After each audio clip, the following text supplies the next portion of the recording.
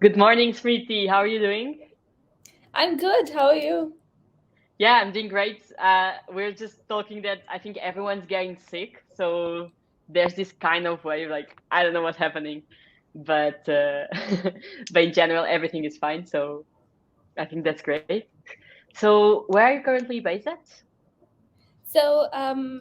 As you were speaking earlier, right now at this moment, I'm in India, and Hmm. I will be going back to Stockholm pretty soon. Cool. And where in India are you based? Oh, I'm in this place called Jamshedpur. It's a very Hmm. small city and just like an industrial town based because of the Tata industry. Hmm. Yeah. Okay. I don't know. I'm not very familiar with India geography, but I'm gonna go Yeah. to New Delhi and Rishikesh soon, like in Oh, December. that's so cool. Like, my mom's side of the family, they are based out of Uh-huh. Rishikesh. Oh, that's so cool. I'm for sure gonna ask you for all the tips. I just want like a Definitely. super chill, kind of yoga trip, Yeah. just full on vacation. So I'm gonna ask you. We can do And some camping also there. I You can can go do some camping on the camping. mountains. Yeah. Ah, okay, okay. We will talk about that later for sure.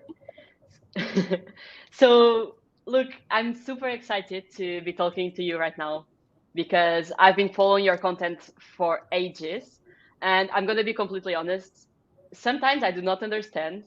Like, my level of data science kind of AI is like, I know what Python is, I know like 0.01% of AI, machine learning, all those things. I don't understand, but I know you're helping a lot of students. You studied engineering, you're dealing with initiatives surrounding mental health and climate change, and you're always sharing free resources. So, although my questions might lead somewhere that is very unknown to me, I'm very, very excited to meet you. And So, I'm also super excited to meet you because, yeah, as I have also been following your content, and it's definitely helpful for a lot of people looking for jobs in many different, like industries, many different profiles. So it's really cool. tell me a bit more about you. Tell me about your path. Why did you decide to study data science and then go into AI, and why mental health and why climate change? Everything. I want to know Um, everything. So, so I was doing my undergraduation in electronics and communications, which I completed in 2019. Hmm. So, in Bangalore, in India. So, yeah, so while I was doing my undergrad, I tried a couple of different internships, like in sensors, air pollution. I was also involved in the launch of one of the first all-student satellites in India, where I worked on attitude determination control systems. So when you launch a satellite, you need to stabilize it. So I Hmm. worked on that part, and I worked on C++ there. So I tried a couple of different things, but it wasn't really something that was extremely intriguing to me that I could work Hmm. on for a long time.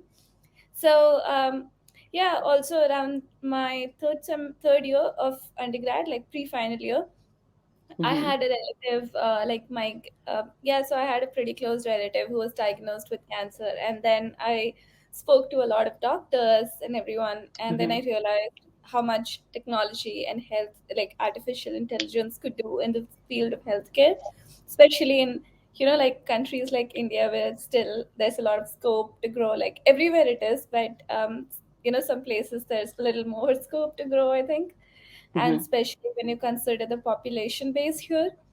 So, so that's, I think, one of the starting factors for me why I was extremely interested in it. That's when I started studying subjects around AI, etc. And around that time, I also went to Bremen in Germany to present a paper on that satellite thing that I wrote. Hmm. So when I was there, I had my ex-boyfriend at ETH Zurich. So with him, I went to attend a few lectures of deep learning at Hmm. ETH Zurich, and I was like, "Whoa, this is very interesting." So yeah, I did a couple of projects after that, and I applied for a thesis at KTH Royal Institute of Technology, Stockholm, on computational neuroscience.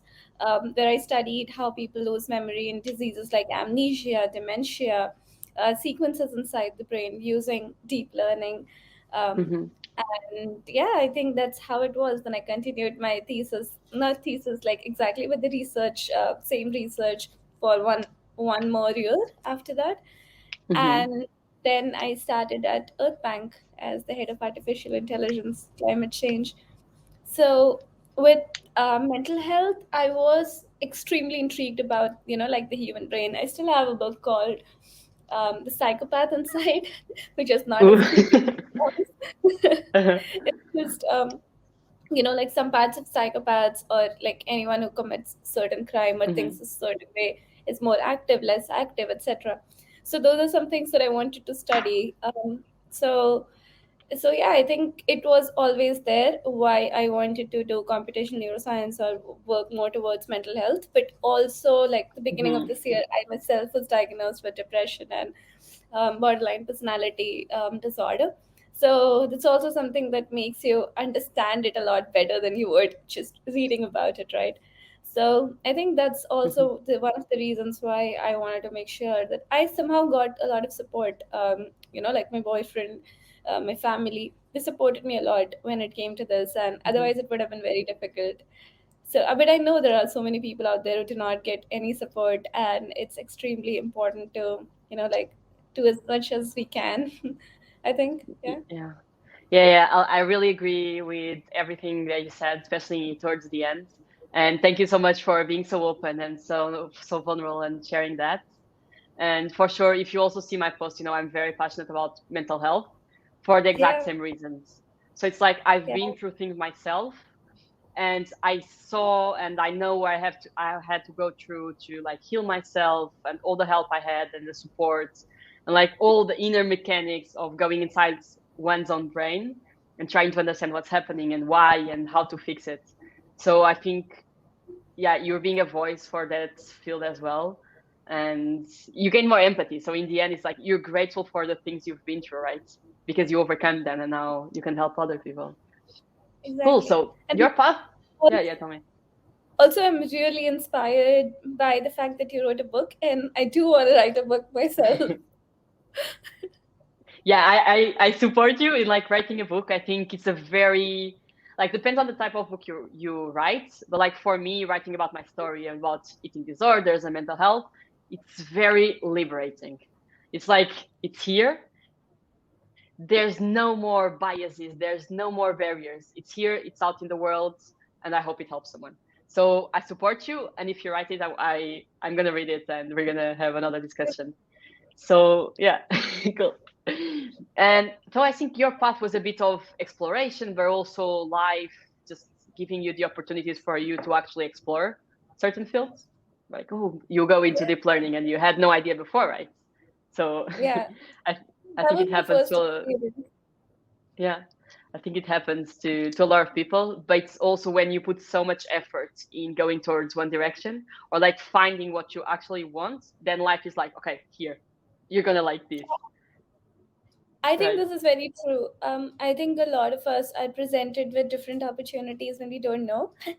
Mm-hmm. And one thing that I've learned is that, like, don't really say no to anything until you know what it is. Like a lot of us get scared and feel like no in the moment. But that's one thing that I've realized, that never say no in the moment. Like maybe take some time.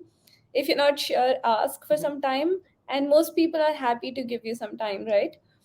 Like if you just tell Mm-hmm. someone that, like, I'm not sure right now, but please give me some time and I'll do some research and get back to you, or I don't know at the moment, but give me some time. And I think that's extremely important, to not dismiss an opportunity right away.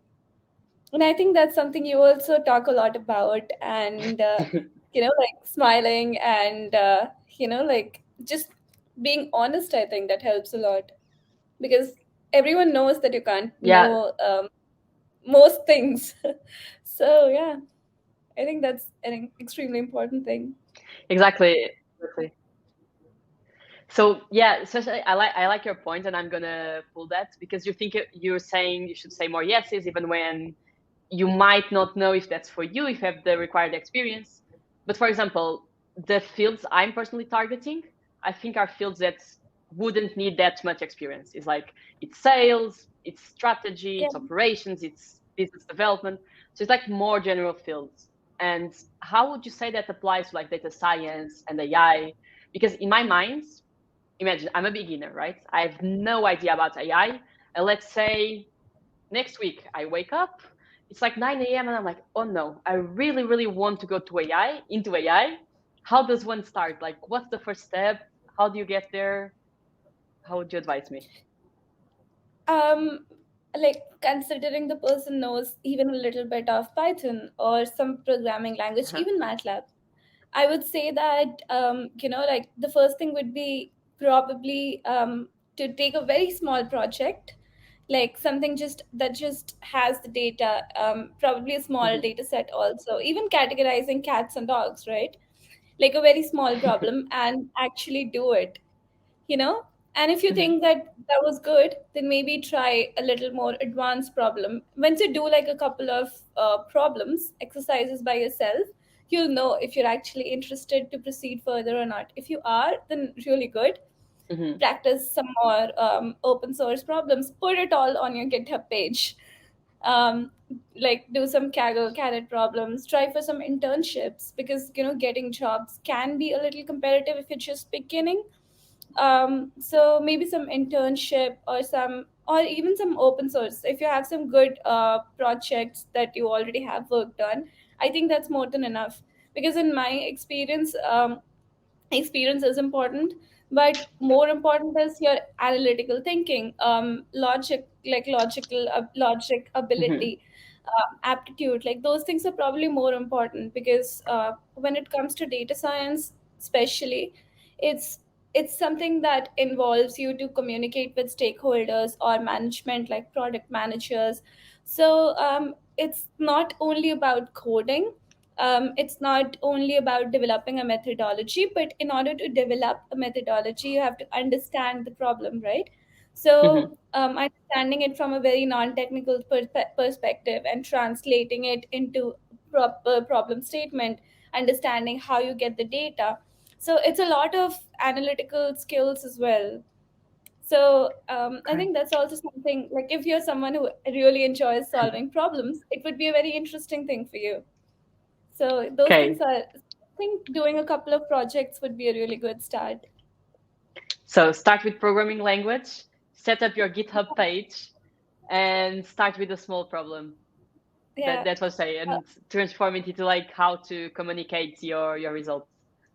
yeah, Okay. because most Uh-huh. data science positions, they ask for some experience, right? Like if you are applying for a data science position, most ads they Hmm. would ask for 3 years of experience. And if it's a senior data scientist position, then most ads ask for 7 years of experience. But in my case, I Hmm. am applying for a senior data science position, and um, like all that, even if I have. So but like experience hasn't really, like I have 1 year of experience, but that hasn't Hmm. really been a barrier to me, I would say personally. So it won't be for a lot of people, is what I'm saying, right? Does that make sense? Yeah.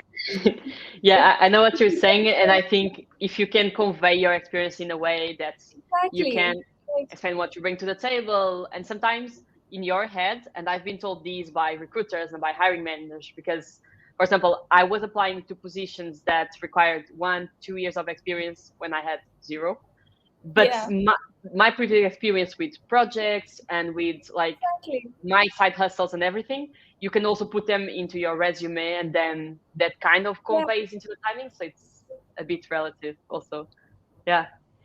Yeah, so Interesting. basically, like it's obviously good to have experience, but most people won't. And it's Hmm. nice to be ambitious, I would say. And it's nice to be ambitious. Even if you don't get it, you'll learn a lot more for Hmm. maybe next year, right? When you can apply for a similar position. So experience isn't something that's, like the only thing that can stop you. If you can compensate it with other things, a lot of people, like while working one job, they also do like Hmm. small projects like freelancing contract. So it all adds up eventually. It's how much you know in the end, in my opinion, as opposed to the number of experience on a paper. So I think that's something Yeah, important to keep in mind. yeah. I think that's true, but at the same time, I think, it, I mean, the job market is a bit tricky, right? And we know this. Yeah, it is. It's Things also are, very yeah, like subjective. yeah, like for us to like actually translate it into practical tips, we cannot say, oh, it's super subjective. But I think I agree, but at the same time, like it's not as pragmatic as they pretend it to be, or all the biases Yeah, that people have. But it's also yeah, like if you have no experience, then you should probably be applying to entry level positions and not senior, yeah, because then definitely. you're automatically rejected. So you have to like balance what you bring to the table. Yeah, and Also, um, I mhm, think the learning curve is also important, right? Like if you start as a entry, which I don't know, if you're sure that this is what you're going to do, even in that cases, you can be exposed to opportunities that you were not aware of in the beginning, but you really like the other opportunities mhm, more, right? So, for example, I start as a data scientist, and then I meet some other people in my team who work with data engineering. And mhm, while working with them in the beginning, I realized that I like data engineering more. It's easier for me to switch at that point, like, you know, also yeah, because yeah, like I think that's also like a very important part of when you start as a entry level position, that you can learn more about different opportunities, different hidden opportunities within the mhm, field, and maybe proceed in that way if you want. So I yeah. So think that those are important things. yeah, so you have to take one step inside, even if it's not the Yeah. right direction, because inside you can understand the entire scope and like move. Okay, that's interesting.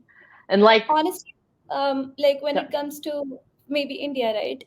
mhm, Most people do engineering, like even if they're not interested in it, in the first place. Like after we have high school, middle school, right? So high school is like the 12 standard. So mhm, after that, most people do engineering, and it's just considered like nice to do computer science mhm. because there are more job opportunities. So it's not really based on a person's interest sometimes. So Interesting, interesting, very yeah, interesting. that happens a lot. Like people just consider that it's Uh-huh. like a, because you can get a better placement in a good company, have job security. Mhm, But that's good to have, definitely. And I wouldn't comment on it because sometimes it's required based on your financial background, family conditions. But there are also people who may be interested in something else and they can do a lot better. So maybe mhm, if they start out with an entry level position, like eventually they'll have chance to explore, and that won't really compromise on their job also, because they have a job, right? So they are getting mhm. some compensation, they have some financial security and everything. Okay, very interesting.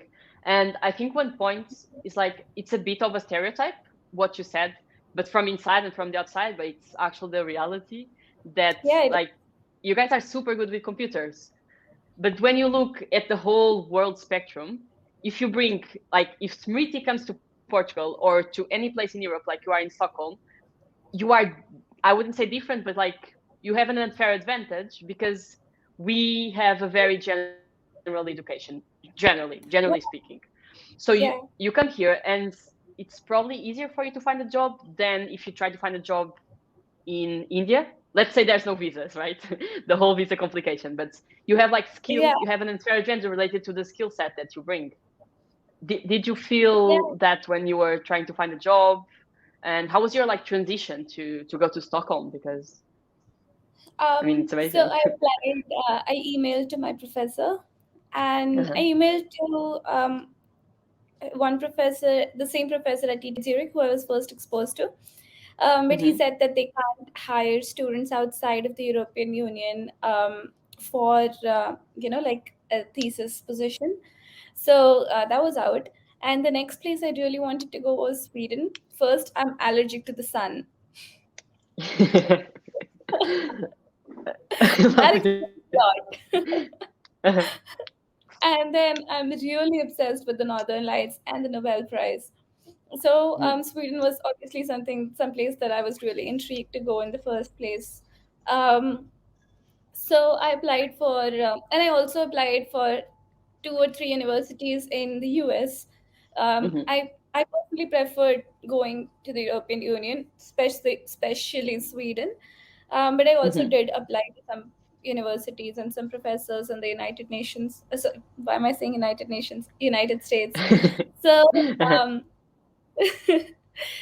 so yeah, so I heard from this professor just by writing an email, and he was like, "Hey, we have partial funding available. If that's okay, then we can proceed further."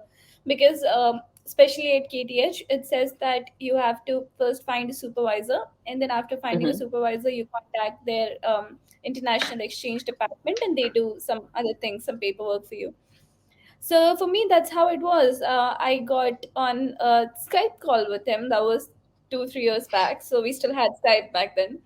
So I got on a Skype call with him, and I just discussed some few basic concepts of machine learning and why I was interested, and like just some basic stuff, nothing too technical. And then he explained a little bit about some 2 3 projects that he had available at the moment, and I picked one Hmm. out of it, which I changed a month later because I realized that it's not possible at all to do that in 3 4 months. Hmm. So also it required me to learn a little bit about the human brain itself, like some of the biological part, like which part of brain does what and all those things, which was a lot more time consuming than I thought it would be initially. So yeah, so that's how it was basically. And then all the paperwork was done by KTH within a week. And I Hmm. was also assigned a temporary personal number. So because like in Sweden, you have a personal number, right? Like your social security number. So I Hmm. was To pay assigned a taxes. temporary, yeah. So I was assigned a temporary personal number by KTH. And that's how it was. Like I got the visa also in Okay. 6 days, I think. So it was pretty simple. Okay, that does not sound so simple to my side. Like it sounds like a lot of Yeah, I bureaucracy, didn't I'd sleep say. for 2 weeks, Yeah. but that's just because I worry Because a lot. cool, I see that. And I think, for example, in my personal case, I would love to go to the US at some point. But I just think it's better for me because I have a lot of opportunities in Europe and it's easier to get like proper good job here without the visas complication. Uh, Yeah. but um, but I do understand that there, especially a lot of people from like this is Europe to the right, they want to go somewhere in the left. This is usually like the general thing.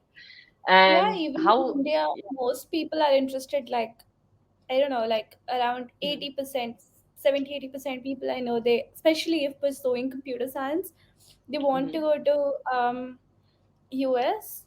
But in my mhm. case, I really find work life balance very important. So that's also one of the reasons why I personally chose Europe. Like, I wouldn't want to worry about my work after 4 p.m. So I think that's really important for Okay. mental health. Also, computational neuroscience, that particular field, it was like KTH was working, is still actually working pretty good on it. And this whole methodology is actually founded by some professors at KTH who I Mhm. got to work a little bit with. So that was really interesting for me. Cool. So, how would you advise someone in the same position as you? I know for you it was about contacting your professors, but let's say someone just purely studied in India and spent their entire life in India. How would you say it's the best way for them to go to Europe, to go to the US? How would they increase their chances?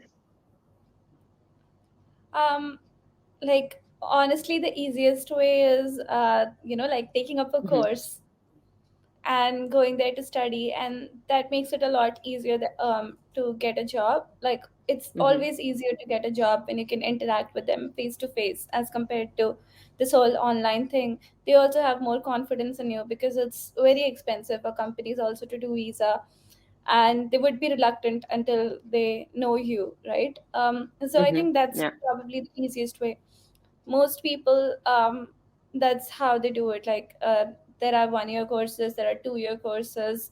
um, on some courses you can get some scholarships also. So honestly, that's the easiest way to get like get an opportunity to work there when it's anywhere in the EU, or even in US, especially in Hmm. US, I would say. um, And otherwise, if they don't want to do it, then again, the whole process of applying for a lot of jobs, interviews, all these things. Yeah, that's how it is, I think. Okay. So yeah, actually, I have two of my of friends that are international students.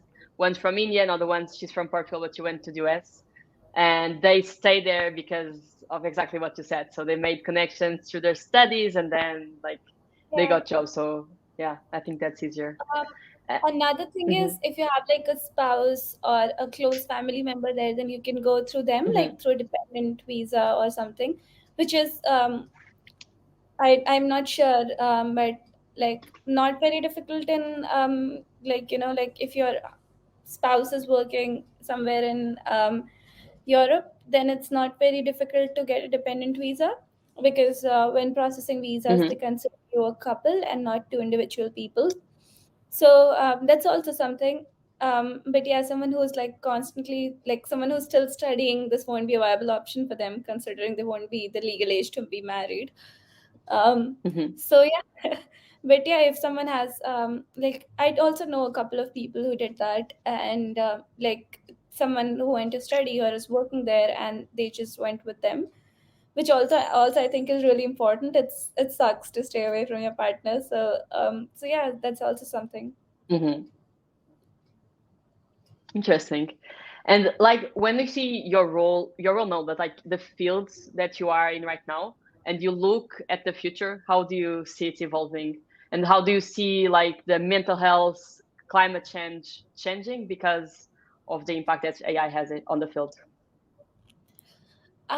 So like when it comes to mental health, Hmm. like artificial intelligence can play an important role in a way that like imagine you have a artificial system that you can speak to about your like the issues that you have, like, or anything about your mental wellness, etc. People are a lot more comfortable in doing so, because like somewhere back in the head, most people, even I did honestly, have Hmm. this thing that if you talk very openly about your mental health, you'll be judged, or there's the stigma around it, that you can't be like completely open. Until like, even when Hmm. I started seeing my therapist, I think it took me like a couple of hours to actually build a strong relationship with her, so that I can be more open, right?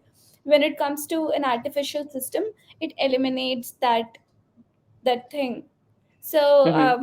like, there are some in Northwestern University, for example, they are working with a robot called Tess, and Hmm. they saw that a lot more people very openly could communicate, and then that is translated to a real person therapist, not a machine, and then it's a lot quicker to like get more accurate diagnosis of the Hmm. condition, if there's any.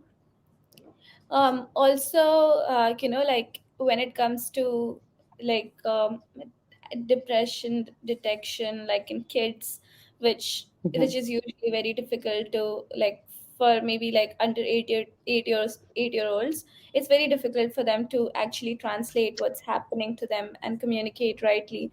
So in those cases also, it's been pretty useful. So I think it is definitely doing something good, but I also think that it can never eliminate the the need of a real person in the process, because we can't rely that Okay. much on machines yet.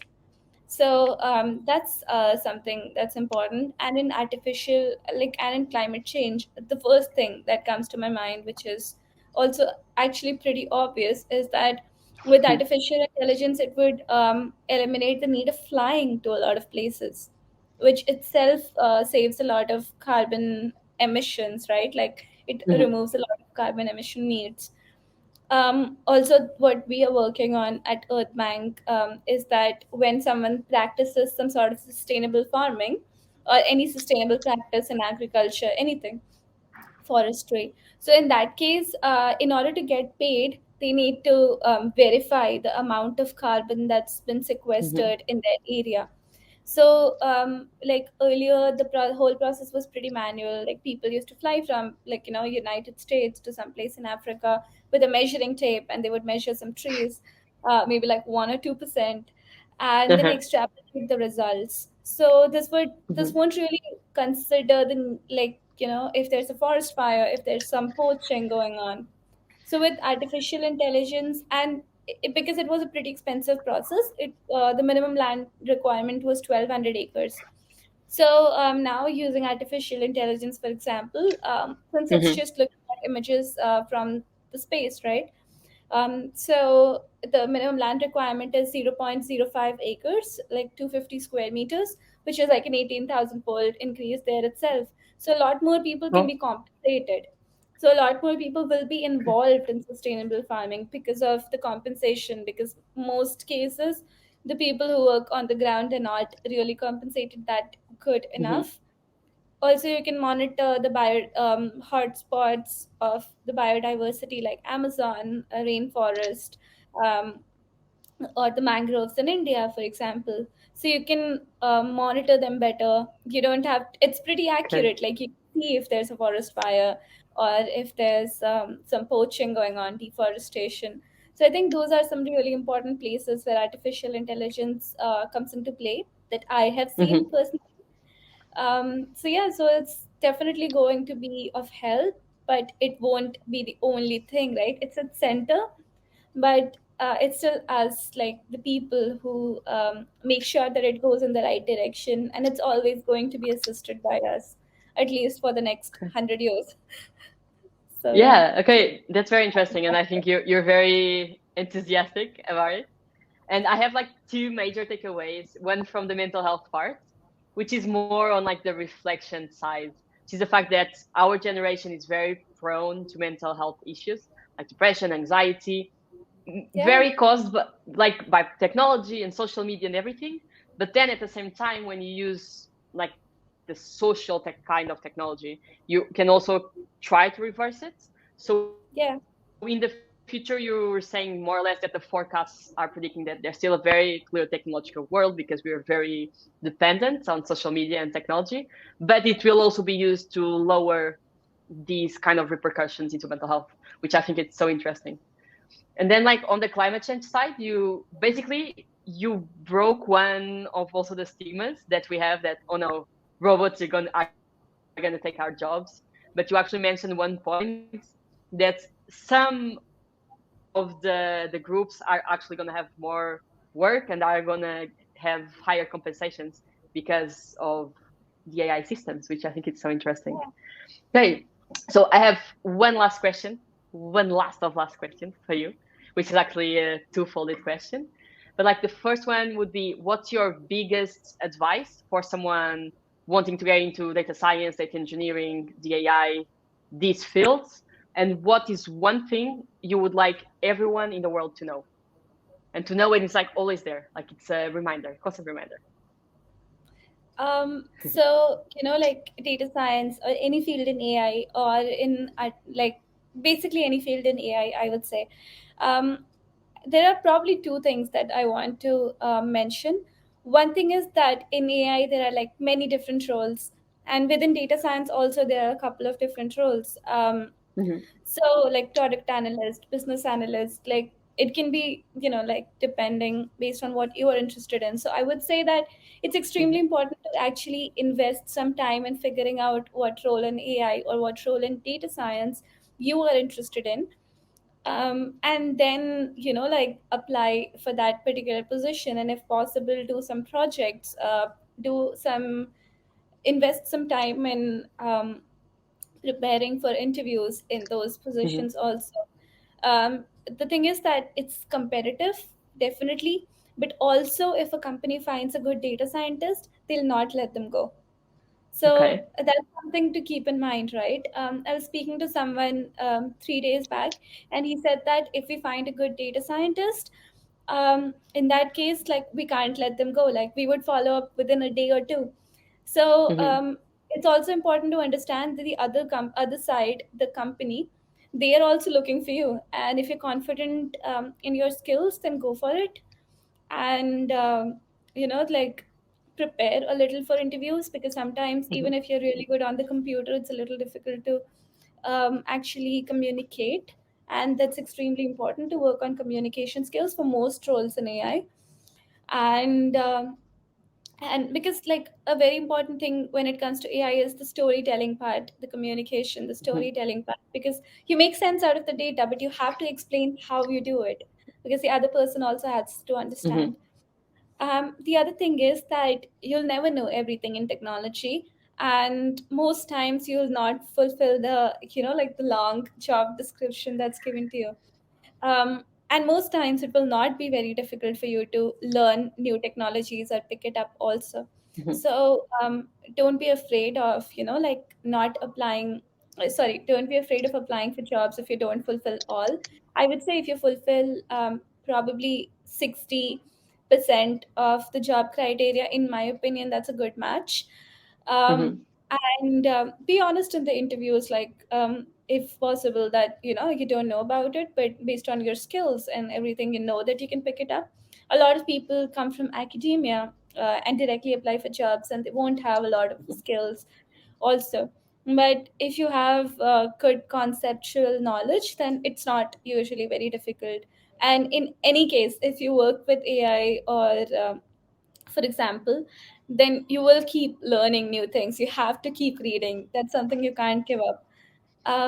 So probably that's what I would suggest, because I see most people not applying because they don't fulfill the job criteria, which like is pretty difficult to actually match everything.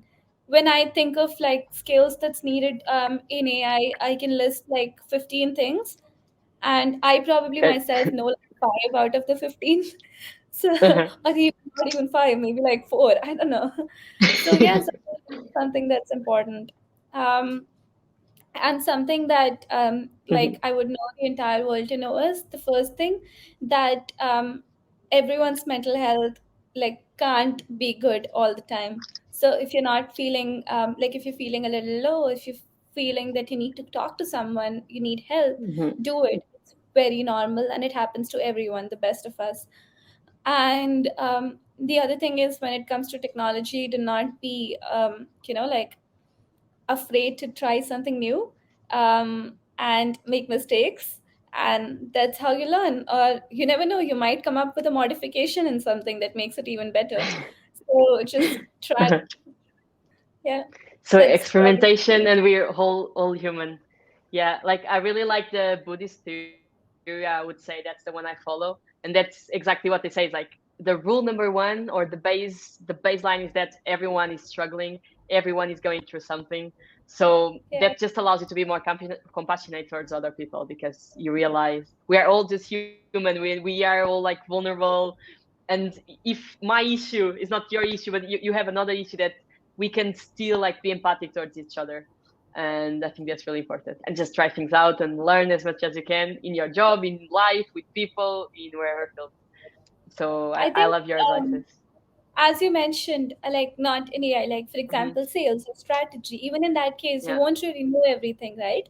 And you start working and then you get some experiences, and that's how you grow your experience. You learn and try Hmm. things out.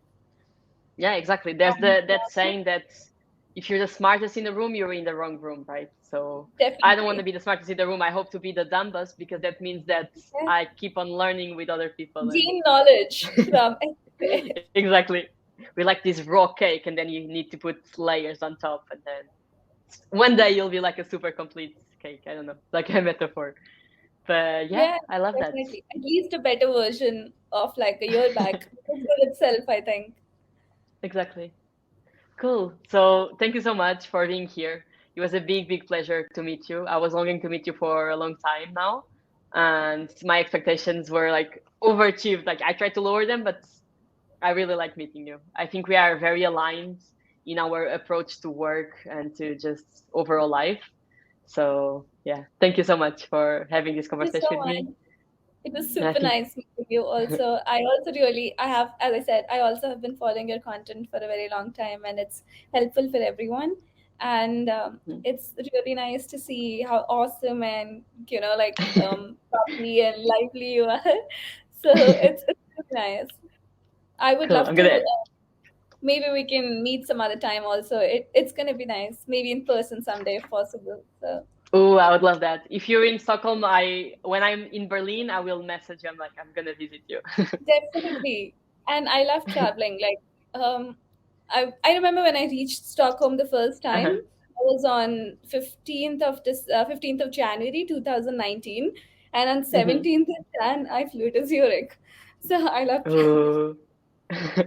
So I think we're gonna be travel buddies now. Yeah. Cool.